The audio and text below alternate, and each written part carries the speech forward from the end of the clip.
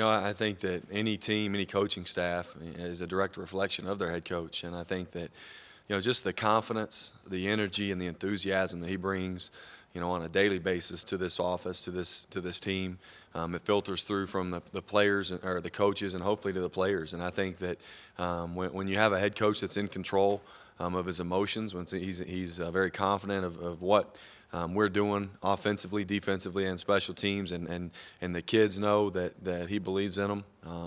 I think it's kind of like the X factor for us this season so far. And I think that, as coaches, we try to feed off of him, and as players, hopefully they feed off of him as well. Sonny, you were here before he got here, and then you've experienced what's gone on so far through the first 7 games. Did you expect things to be as dramatic as it appears they played out? Well, I knew we had a lot of good players here, and the recruiting had gone well, and that's what it's about. Is we had some good players. It's kind of been, our defense has got a lot of strong senior leaders who've been through a lot. I don't think you can place a value on the experience that they've gained going through the 5 defensive coordinators in 5 years. Weathering the storm and winning a bowl game, changing head coaches twice and for a bowl game.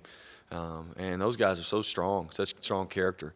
And on offense, we've got some guys, we were talking about it after the game on Saturday. I mean, when you look around, Eric Ward, he's played a ton of football around here. Jakeem Grant's redshirted and seen some things. Jason Morrow, he got thrown to the Wolves as a freshman, and then kind of we're reaping the rewards of that now because he's been through a lot. Same with Bradley Marquez. Played as a freshman, been through a lot, and those guys have when the bullets get flying on Saturday and you're down 11 points in the third quarter, there's no panic, and there's no hesitation, there's no doubt. There's just, hey, let's get the ball back and go down and score. What do you remember from trips to Norman in 2002 and 08, and how was this team different? Yeah, I remember the 2002. I remember in 2008. The atmosphere of that place, they were playing at a very high level, and as they do when you play them at their place. And so, we've just got to try to match that as best we can. Their coaching staff does a great job of motivating and getting those guys to play very hard that are very talented. So, we'll have our hands full. It's a fun place for our kids to play, provided that they play well. Are there teachable moments in that just because there's so much at stake now? We honestly, we just try to keep it 1-0 and trying as much as we can to keep our focus on Monday's practice, on Tuesday's practice, and when we show up on Saturday, hopefully the work we put in Monday through Friday is good enough to pull out a win on Saturday. Obviously, 2011 and now is the team's so much different. But from an emotional standpoint, you guys draw on, so many of those core guys were a part of that team. Hey, we've done this before, we can do it again.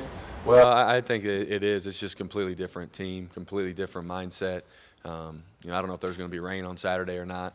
It's hard to draw any comparisons. Any experience that you have is good from the standpoint you can draw back on it, but it's just a completely different team on their side too. You've been around Jason Morrow during the time he's been in college. Has he matured and, for lack of a better word, kind of mellowed out this year as far as not letting some extraneous things bother him when he goes out on the field? Well, I just think that's part of the growing process, and that's the same. There will be some junior that we're going to be talking about in 3 years here that's having a great season that's going to be matured because he played as a freshman and he's gone through some things as a sophomore. And so I think that Jace has handled himself very well. He prepares very well. He's very motivated, very driven, always has been since he's been here. And I think that just with the experience, just with him getting better as a wide receiver and as a tight end, I think that his growth has been fun to watch. It's been fun to see, and I just think that he's done a really good job of being focused. Not letting anything from the outside distract him on his goal, and that's to be a dominant player and win games. Could you talk about the Oklahoma secondary? Yeah, those guys are really good. Aaron Colvin's a very good corner, probably the best corner we've gone against this season. Other than the Verrett at TCU. So we're going to have our hands full with those guys. Zach Sanchez is very athletic, very competitive at corner. Remembering from recruiting, the kid can run. Their safeties, they're all really good players, and so they the thing that we'll have to be really good at is run as far as route running and techniques, things like that. But they're fun to watch on film, and they play very hard. Hey, Coach, going back to Jace real quick, just talk about him dragging players down the field. What does that do to the offense and the coaches? Well, I think that the guys that are on the field, it fires them up pretty good. I think that to see, just one of the 11 guys out there putting forward an extra effort, and it's we talk all the time that our actions, speak a lot more than our words, and just the action of putting the team, carrying those guys, trying to get a first down, things like that, just encourage and inspire, and hopefully we have a bunch of guys that can do that. For anyone on this coaching staff, take it personally when you're named the underdog going into a game like Oklahoma? We don't pay too much attention to it, really. Cliff, he's very motivated, and he's whether we're underdogs or whether we're picked to win, he's very motivated, and so we just try to motivate ourselves every day and motivate our kids as best as we can. Your experience being the quarterback in the 04 game with players, just other times that you've been there, what's the communication difficulty like at OU when they have the crowd? Yeah, the crowd, they have a great crowd, very loud, makes it difficult to communicate, so a lot of nonverbal communication, really signals and things like that, so that'll be another challenge for us, but West Virginia was very loud. They had a great home crowd for their homecoming, and I think that the guys handled it pretty well. What's the difference between Oklahoma's defense under Mike Stoops and when it was not under Mike Stoops? I really feel like that they've gone to more of 3 down, so that's probably the biggest thing. They still have really good players. They do a great job of putting them in position, and they make plays. So that's probably the biggest thing. Sonny, when you look at a guy like on the other side of the ball, like Kerry Hyder, his role as a leader, how do you see him on his way he kind of demands respect from the offensive guys? Yeah, you always have credibility from the team whenever you're making plays, and he's making plays. He's made a lot of them around here, and once again, it goes back to going through a lot, and you just don't really understand what it takes a toll on kids, when they go through things like that, and then they weather those storms, and so I think that he and guys like Eric Ward, they're kind of like the wise veterans, Terrence Bullitt of the team, and so they don't have to say a lot. Their actions and their play on the field speak a lot. Do you think Oklahoma may have kind of looked past Kansas and more towards this game? No, I doubt it. Their coaches they do a good job of getting those guys focused each week, and the Big 12, it's a matchup league, and it's hard to win in this league. It's really hard to win. Back to the crowd at OU, will you spend any time this week working on a silent count with your unit?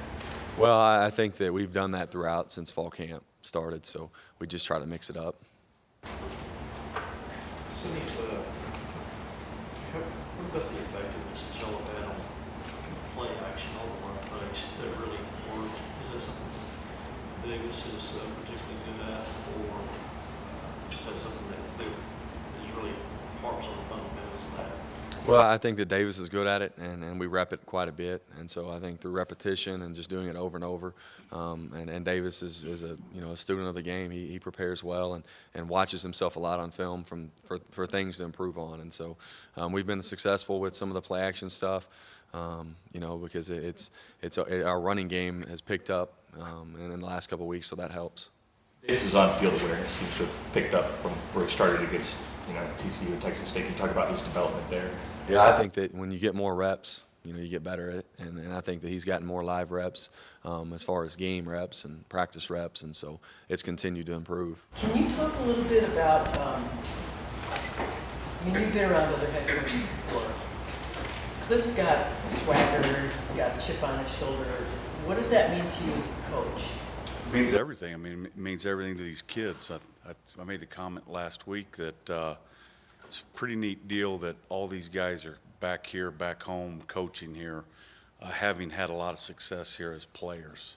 So look at their track record as players. They had a lot of success. A lot of them were overachievers. They play with a chip on their shoulder when they played, and now they coach with that same mentality that it's going to be hard to beat us, and we're going to be aggressive, and if we're going to give you our best shot, and if that's your best and you beat us, then so be it. But just like you said, swagger and confidence and keeping a cool head when the game's on the line. The guys are really I think that's bleeding into our team.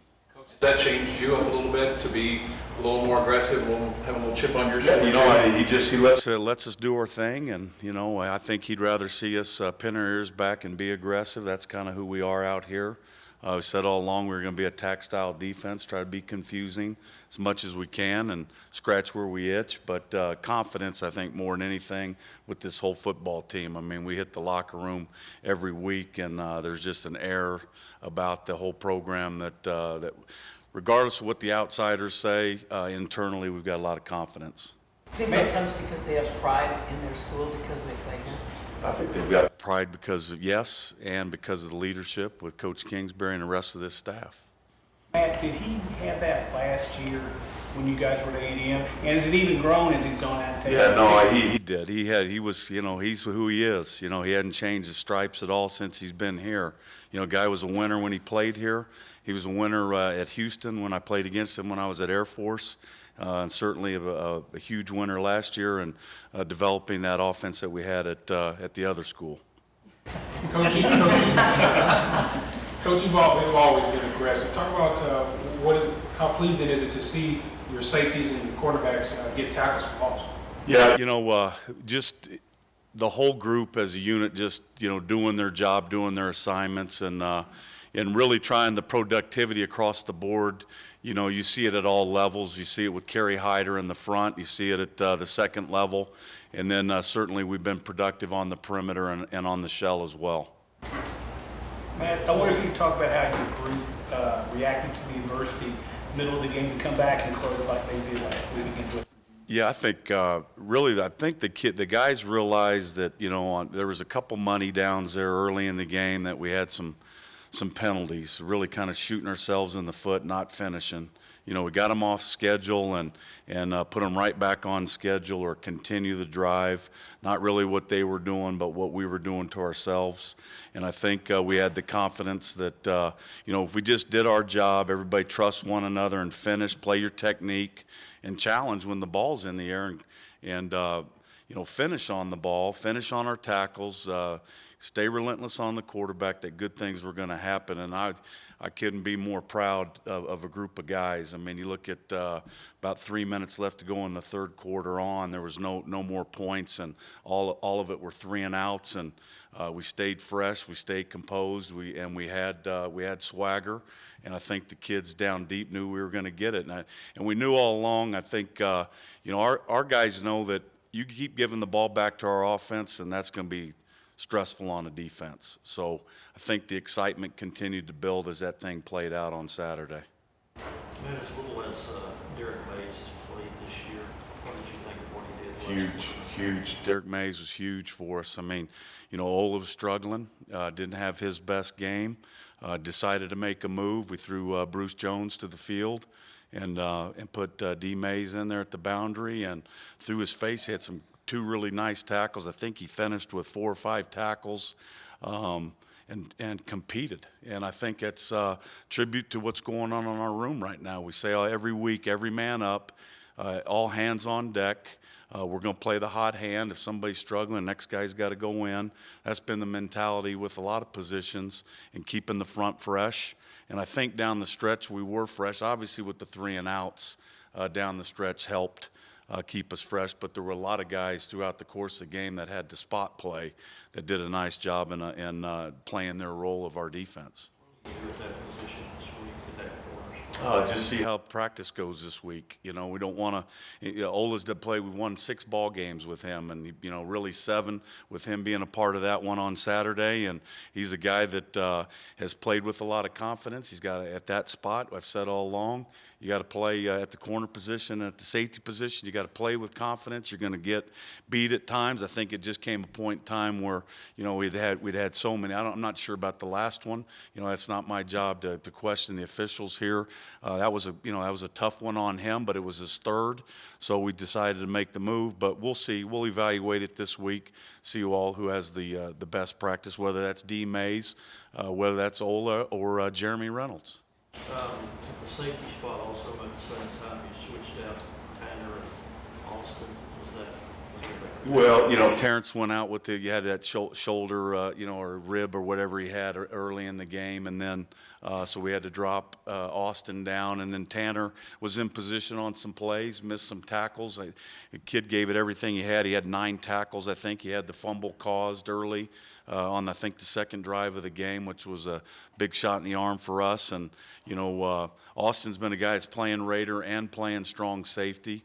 And we're always going to try to put the best 11 on the field and then branch out from there. And then that's kind of how that game played. I mean, we had to move Austin around a little bit.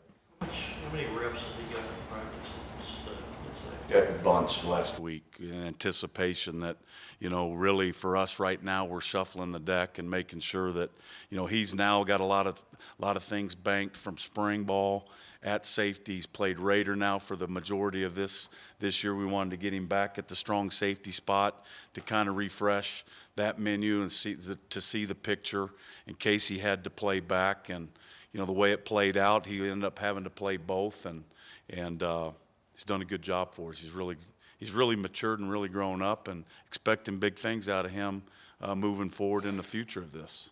Matt, how do you get your defense ready to go against the unique challenges that Blake Bell brings? Yeah, we're gonna have to really play physical, aggressive, getting off blocks. This will be the best offensive line we've seen.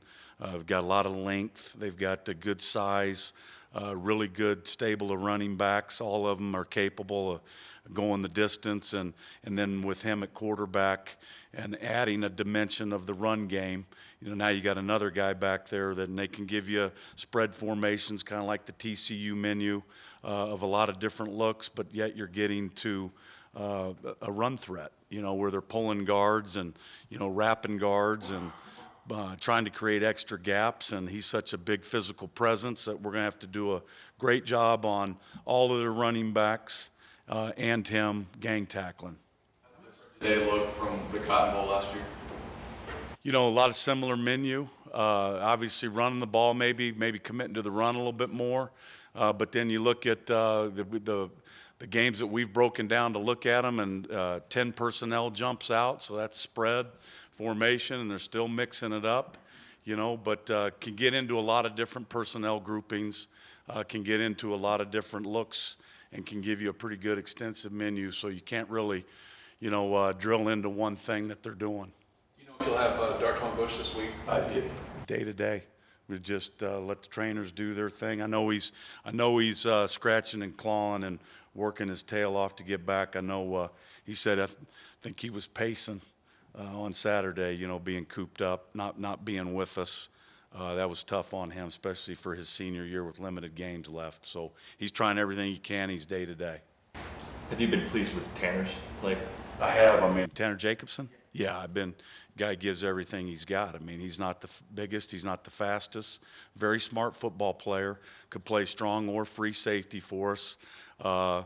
Gets us in all of our right checks and in position. There were a couple times, I think he had a couple interceptions hit his hand there. The one, at least to start the game, probably should have been an interception. Probably called that a missed opportunity, but really made a lot of good plays for us, and he's walk-on true freshman. You can't. Hats off to that guy. We've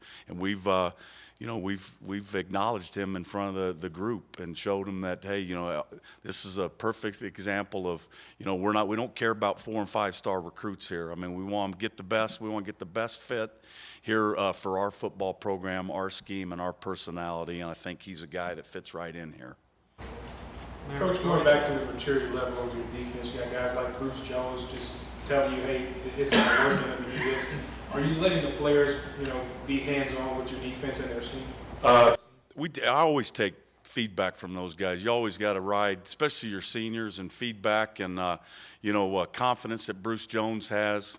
I know there was a time where he had the holding penalty, and I went to him on the bench and to start to talk. He said, "Coach, I got you. I'm good. Trust in me." And, there's never any doubt that he's going to compete. We lean on our guys throughout the course of the game with Kerry Hyder with the front. Hey, what do you all see with the movement from the offense? What will hurt them? What can we be successful with? We've taken that along all the way through the course of this year. So we're always going to listen to our guys. They're the guys that wear the hats, and they're playing for us. They know our scheme, and they're playing hard for us. Regarding Kerry, obviously you knew when he got here, he had a reputation in all conference. What have you learned about him, or what level is he playing at, and what you expect? He's playing at a very high level, and we've asked him to do a lot of things. You know, God bless him. I mean, he's played nose, he's played tackle. We've moved him around, played 3 technique, he's played a 4 technique, he's played shade. You know, we put him in the middle here a couple of weeks in a row to try to anchor this defense, and he's really, you know, really come up big for us. All the tackles for loss, I think I walked in, you said 10. I think he's first or second now in the conference, really being disruptive. And, you know, I think like he said, he's left some plays on the field like I think our defense has when we've had the quarterback corralled in the backfield. I think there are times where we can finish, but talk about a leader on a day-to-day basis. He's done a great job for us. Outside of looking at him on film, breaking down, how is he making those plays? Is it quickness or? Yeah, I think he knows the scheme. He's quick, technique. He's doing what Coach Scott asked him to do.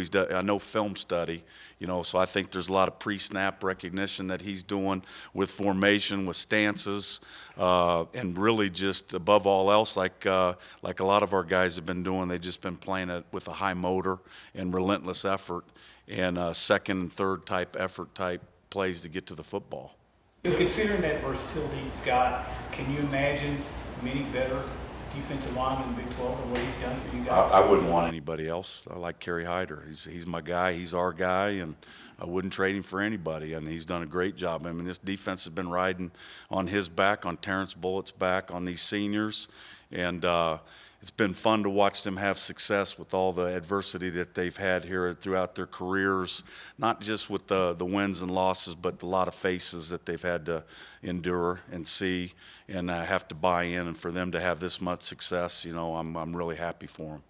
First really hostile atmosphere of the year for your guys going into another one this week. What did you see from your guys in that circumstance? I think our guys thrive on that. I mean, I think Coach Kingsbury talks about it all the time. You know, we love that type of stuff. I mean, this is going to be another, you know, we always say alley fights. You know, this is in Norman. This is in their backyard, but really, what do we do? What are we going to do about it as a defensive unit? It's going to be on us, and you know, whoever goes up there on our defensive bus, whether that's 30 or 33 guys, we got to do a good job on the special teams and do a good job with our defense and execution and control what we can control. About midway through the third quarter, West Virginia dominated time possession, I think by about 12 minutes. Did you see the defense wear down at all during that stretch? No, I just know there's 2 long drives to open the third quarter. We're disappointed because we had multiple opportunities to get out of both those drives and didn't. You know, there was a 4th down opportunity that had we just run our feet and moved the pile the other way, we would have been out. But several other plays where we could have gotten. One was the interception that Austin Stewart had that they called holding on Ola. Just those types of things that kept us on the field longer than we should have. But I think once those 2 were by us and we kind of got into a rhythm again and got our feet anchored in, it was a great finish for our guys. And Coach, there was a lot of emotion and joy at the end of the game just watching it on TV. Did you sense that, I know they all mean the same, but this one maybe meant a little bit more because of the circumstances? I just think anytime you're down 11, you know, and in a hostile environment like that, I thought that was a great college atmosphere, and you know, they were having success, and you know, our guys just kept digging and kept fighting and kept believing, and you know, I just think to crawl out of that late in the game like it was, we'd been behind before, obviously at KU, but dug our way out of that. But that was early on. Now to be down late and be able to you know, handle adversity and finish and come up with a W on the road. And this conference is huge, and I know the guys were excited about it, obviously. What have you noticed about the play of Brennan Clay? You know, a lot of weapons. You know, they got a lot of weapons. So I think don't really single one guy out. I think any of those guys can hurt you. They've got some speed on the perimeter. A lot of the skill will remind us of to what TCU presented us with probably a little bit better offensive line. overall and a bigger quarterback, but similar type menu, and this will be a great test for our defense. From the middle of the third quarter on, I mean, you go from the 5 series where you give up 27 points to 5 series where you give up 1 first down. Did you make a lot of adjustments at that point, or was it simply executing calls better? I think, we obviously we probably started looking at the menu a little bit and trying to. We did not stray away from what our game plan was, but probably scratch some stuff out that might have hurt us, and kind of some things that had helped us early in the game. We went back to execution, I think, above all else, and tackling and finishing. And just mentality down the stretch was the key. And I think the red zone play with the 2 field goal block opportunities instead of touchdowns, that was big for us overall. Also, the sudden change when we fumbled on the kickoff return to come out and really run really violent to the ball for 3 snaps and hold them to a field goal right before half. I think that was huge for our guys. Coach, do you think Oklahoma may have kind of looked past Kansas towards this game? I don't know. I think that's tough to do in the Big 12. I do think it's somebody asked in here, how do you hit all the right buttons every week? With KU struggling a little bit, maybe that was the case. They certainly can turn on the juice in a hurry. They got plenty of weapons, and I'm sure they're not going to be sleepwalking in this one. We'll have our bullseye on us, and we'll get their best shot, and this is going to be a good one to watch.